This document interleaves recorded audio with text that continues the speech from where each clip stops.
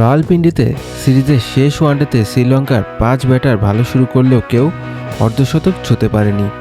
আর কম রানের পুঁজিতে তাদের বোলাররাও পাকিস্তানের ওপর তেমন চাপ তৈরি করতে পারেনি। ফলে সহজে জয় পেয়েছে শাহিন শাহ আফ্রিদির দল।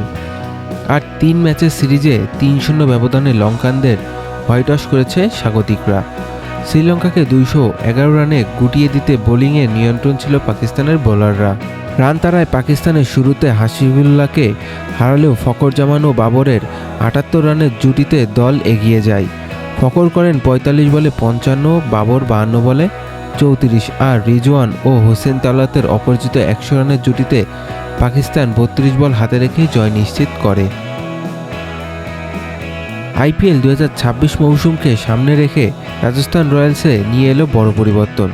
ফ্র্যাঞ্চাইজিটি নিশ্চিত করেছে যে শ্রীলঙ্কার কিংবদন্তি ব্যাটার ও সাবেক অধিনায়ক কুমার সাঙ্গাকারা নতুন মৌসুমে দলের হেড কোচ এবং ডিরেক্টর অব দ্য ক্রিকেট হিসেবে দায়িত্ব নেবেন। গত মৌসুমে রাহুল দ্রাবিড় দায়িত্বে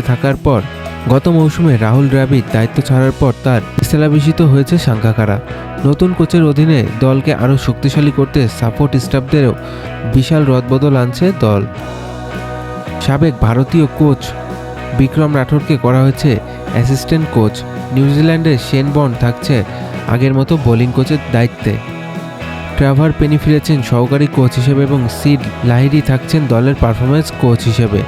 রাজস্থান রয়্যালসের এই পরিবর্তনগুলো ইতিমধ্যে সমর্থকদের মধ্যে নতুন আশা সঞ্চয় করেছে।